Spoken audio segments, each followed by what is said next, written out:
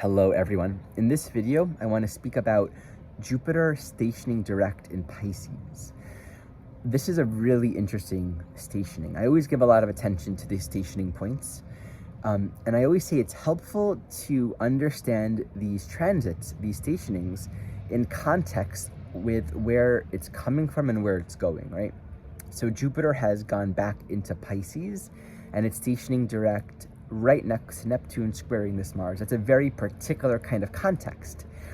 But where is it going? This turning point, this moving direct, where is it taking us? What journey is opening up right now? Jupiter is going to go straight into Aries, go through all of Aries, and then half of Taurus before it goes retrograde. It's kind of uncommon. It's not typically the case that Jupiter will move through an entire sign and not spend any retrograde time in that sign. So I'm sure if I researched more about the synodic cycles of Jupiter, I would learn more about it, because every planet is slightly elliptical. So it will spend more or less time in some signs depending on its eccentricity, which is basically how non-circular it is, essentially. So let's tune into that. It's a very interesting opening to connect with. And before I do that, quick announcement.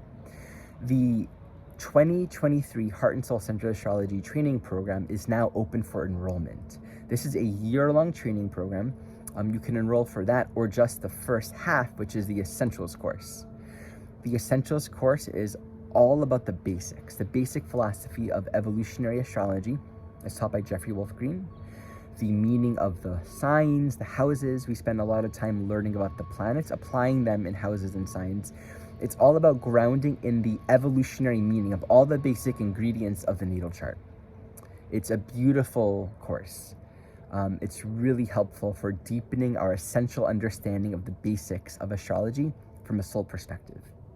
The second half of the course is about chart interpretation. Learning the core EA interpretive technique, working with aspects, nodes, rulerships, and just bringing it all together, Pluto and the nodes interpretive paradigm. We do a lot of practice, in particular practice with our own charts during the chart interpretation course. So you can enroll for just the first half or the entire year. This course includes pre-recorded content, weekly meetings, online forum. We'll have alumni from the current year supporting and stepping in their own unique ways. This past year, we had alumni doing practice classes. 2 students were doing embodiment classes. Some people did extra tutoring. It's a very diverse course learning environment. We have a very large workbook with a lot of explanation and details and practices. We have a transcription of the entire Essentials course. So please check it out in the description below. You can learn all about it. You can get in touch with me if you have more questions. You can pay all at once. We have a payment plan, and we have various tuition assistance options available for those who need it, as well as an avenue for donations for those that can, to support those that are needing financial assistance. So check it out, arimoshe.com/training-program. Okay, so let's look at this Jupiter. Jupiter corresponds to our beliefs, our interpretation of reality, and this interpretation of reality is going to become a framework for how we meet phenomenal experience, internalize it as a way to make meaning out of it. Our interpretation of reality will be the gauge that we engage as we walk on this pilgrimage of life. And it's very helpful and useful to think of Jupiter from the perspective of it being a pilgrimage, right? It's like, who knows where this is going? We might think we know where it's going, but the good traveler has their mind set on growth, on realization, on this expansive sense of there's something meaningful and more here to experience and realize, but not too fixed on how it's all going to work out. Right? You want to be open for experience. You want to be open to learn. Every good story about the pilgrimage is you leave the known and familiar. You go somewhere unknown, somewhere far and somewhere new. And the protagonist encounters challenges and experiences and teachers and friends and all kinds of experiences that will bring them to face facets of their own being that they are unfamiliar with. The entirety of the pilgrimage will expand their context of knowledge, who they understand themselves to be, what they understand life to be. And when we walk this pilgrimage with a lot of spaciousness and an open mind, with an inner sense of freedom, we find that it's not necessary to bring a lot of beliefs with it. So our interpretations, of course, will be very limited by our beliefs. How we learn from our experiences will be defined and limited according to the preconceived ideas that we've already established. And that's the issue with Jupiter. If we already know, if we already have it all figured out, it could be a very seemingly optimistic or seemingly pessimistic view. It's often guised in this Jupiterian quality of, this is how it goes, this is how it is, I have it all figured out. It's sort of philosophical framework for all of things. And it's not necessarily useful. It's not necessarily helpful. The pessimism can actually be somewhat hidden by a sort of self-certainty that makes an otherwise dreary perspective on life seem like a helpful or useful perspective. So we always want to be really mindful with Jupiter where our own beliefs are getting in the way of direct realization, direct experience. And this is a beautiful teaching from Jeffrey Wolf Green as a paraphrase. The truth is something to know, not to believe. What is true doesn't require belief, right? Reality is knowable. Right? What we know doesn't require any kind of belief. To believe something literally means we don't know it. Literally. Because if you believe in something, it means you don't know it. Belief is very different than faith, right? Faith is a surrendering, it's a gesture of surrender and trust. You don't need the proof. You've come to accept it already. And that's Pisces. Pisces is faith and trust. Jupiter is our intuition, and Jupiter is honesty and sincerity. We want to really be clear with Jupiter that we're honest with ourselves, and the honesty will help us gauge, am I walking this path with an expectation, an idea, a belief as to what's going on, what everything means, and how it's all meant to go? Am I empty in the mind, or am I trying to convince myself of a certain kind of conclusion? Am I trying to fabricate a certain kind of realization? So Jupiter in Pisces really asks us to let go of our otherwise strongly held convictions. And many of these convictions and ideas seemed good, seemed hopeful, seemed optimistic, but it's actually a subconscious way of keeping us separate from a greater generosity and abundance and healing that wants to unfold. The fear with Jupiter in Pisces and moving direct, this is incredibly emphasized, moving direct, going straight into Aries, the fear can be, the path in front of me is vast. It is. This is what this means. It's vast. Moving from Neptune out of Pisces into Aries straight through, it's like this well of vastness. And Aries says there's going to be a lot of quick movement, a lot of experience, a lot of new adventures. And that feeling of vastness can be terrifying. Let us not forget that terrifying is a part of Aries. I've never been here before. This is a completely new experience. I have no framework for where to go with this, or how to move with this. And so it's easy to meet that with, okay, I don't want to be terrified. I don't want to be on the unknown. So I'm going to create a construct of what everything means, where I'm supposed to be, what it's all supposed to be about, so that I don't have to feel insecure. And the learning with Jupiter and Aries is insecurity comes with the territory. It can be a moment of meeting insecurity as an opportunity to realize, okay, here I am new. What is the principle from which I am living, right? I don't have to tell myself what everything means and convince myself of something to make security, because that's sort of a way of reverting into the past, and Aries wants us to go forward, but with courage and with honesty. So what are the principles that I'm grounding myself into? So the invitation with the stationing direct, and this is really opening for us right now as Jupiter is slowing down over the next week to station, I think around the 23rd of this month. In the end of the day, and also in the beginning of it and in the middle, what is my deepest spiritual devotion and truth that I can rest upon no matter what's happening or where I'm going. The principle of truth, my underlying devotion. What is true and what can I hold fast to no matter what? So even if things are unclear, and I don't know where all of this is going, there's a lot of uncertainty, and I might be called to trust my intuition and just take it step by step. What can I rest in no matter what? Because this cosmological bottom line will keep us safe. This cosmological bottom line says, yes, as the journey has its contours and its flows, and you're going to come across the gremlins and the trolls on the bridge and save the princess and, become second to king for a while, and then have a little bit of time where you're lost or you're sold to slavery. I'm getting biblical here, but it's just, the journey does all of that. We do all of that. Like our life journey and our lives, we encompass so many experiences. And so what can I rest in no matter what, even in the unknown, even when things feel unclear, that I can practice, that I can draw upon? Because the deepest facet of Jupiter isn't a belief system, isn't some sort of religion or cosmology necessarily, although for many of us that might be helpful. But underneath that, at the core of that, is a point of devotion to inner realization, right? Which means we have to have a sort of ground in a greater knowledge of purpose and potential that is solid.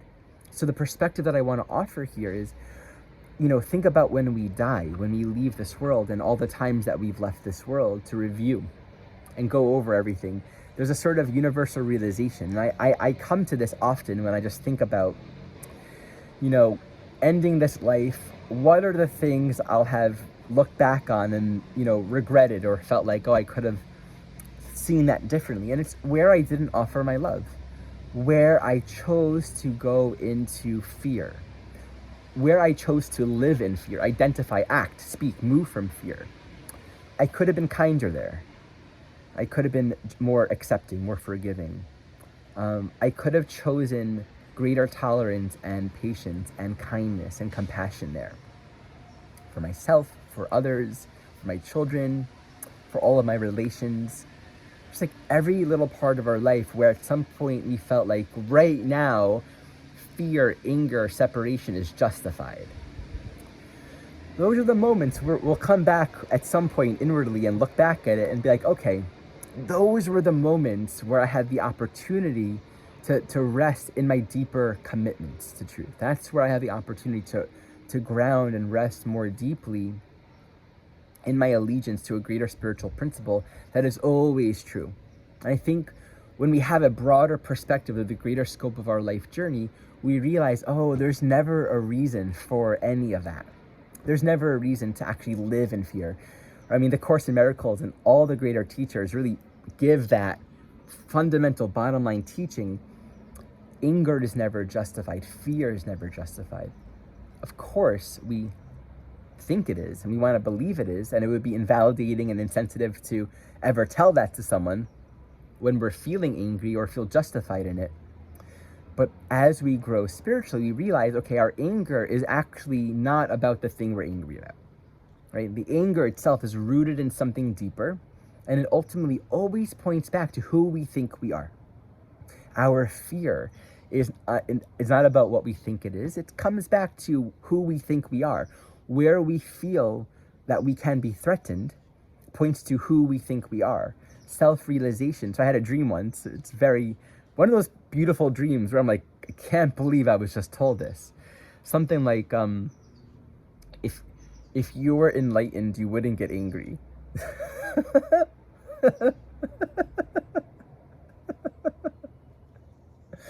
That's great. It's like, okay, set that bar high.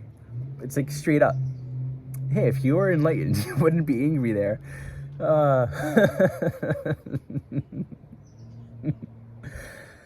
It's so beautiful.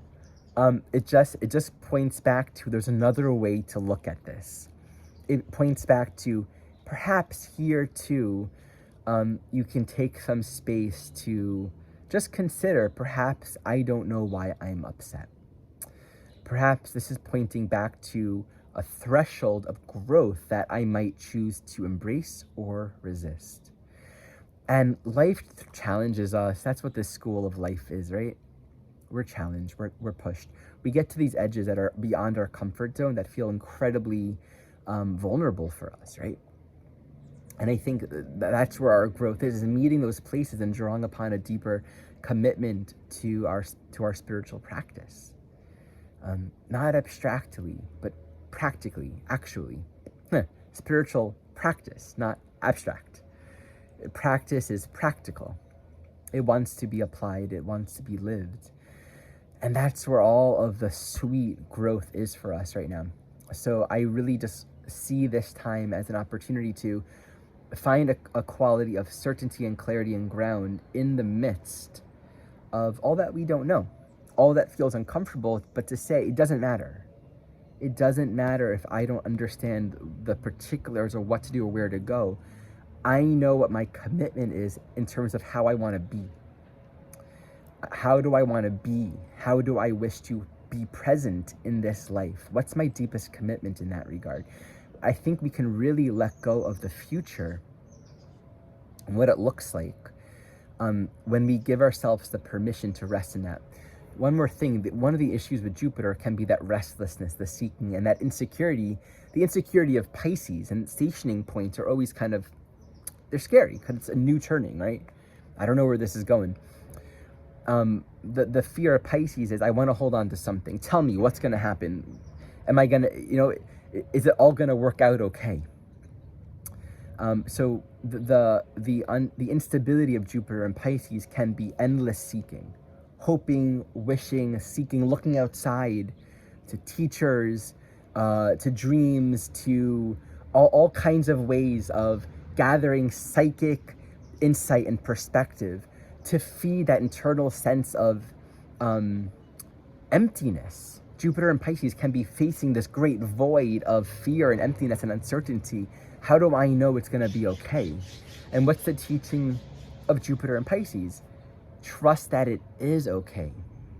Trust that there's greater teaching and meaning. And of course, in Miracles, one of the beautiful teachings that comes through it is everything can be redirected towards the miracle. And the miracle is what really takes our own perception out of an otherwise limited time, space, fixed reality, and it changes our thinking of the situation. It reveals the teaching and the love that is underneath all experiences. Right? And so the practice with Jupiter and Pisces gets to be one of not allowing any story of fear to be real, not suppressing it and spraying a wonderful story over fear, meeting the fear and seeing that as a direct pivot, a direct invitation to deepen in our faith. It's like meeting the fear. Okay, fear is here. Let us not deny that, right? And then to return to our devotion, return to our commitment. This is something that I feel is so beautiful and so precious. And yet we stray. And we get anxious. I mean, there's a period in my life not long ago, like a couple of weeks ago, I was just anxious about something, and there's a lot of seeking, turning outside towards oracles, asking a lot of questions, and really looking outside for some kind of confirmation or guidance for what to do, how to think about the situation.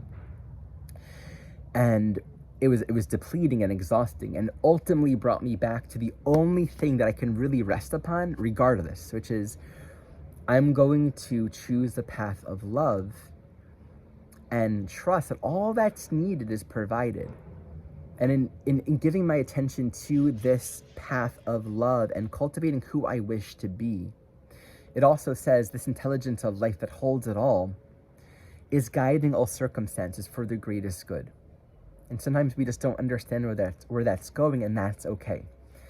Hey, and so that's the insecurity of Jupiter and Pisces, and it really is a wonderful opportunity to just strengthen and deepen in our commitment to trust, commitment to faith in the greatest good, which gives us the permission to arrive now. There's nothing greater than getting our mind to a place where we can say, okay, it is what it is. I don't understand. Hey, I don't understand what I don't understand. I'm going to arrive now. That's the best thing that we can do. And then Jupiter in Aries, I'm going to arrive now. Take the next step. follow my intuition. And the restlessness with Jupiter in Aries, I'm sure we'll talk more about this down the road, can be a haste. I got to do this now. I got to haste, right? Truth never asks us to move in haste. Truth never requires defensiveness. Truth never asks us to move in a state of fear. Right? So there's a lot of really powerful sort of inner spiritual warrior cultivation that we get to develop at this time. Truth is composed, it's contented, but it's also courageous and it's unafraid. It doesn't have too many fixed plans or ideas about what the next moment looks like. So it's not afraid to act, but it's not rushing into action. So the stationing direct is a really powerful time. And again, I always just invite usefulness, and I share this with my students. At this point in the year-long training program in 2022, we're looking at transits and progressions. And what excites me about this teaching is not just teaching looking at transits, but looking at transits in context of their greater unfolding. Okay, Jupiter's direct, but look at what it's moving direct to. Same thing, like look at Pluto. I mean, Pluto's direct, but look at what Pluto's moving right into. Pluto's moving straight into Aquarius, straight into squaring the nodes.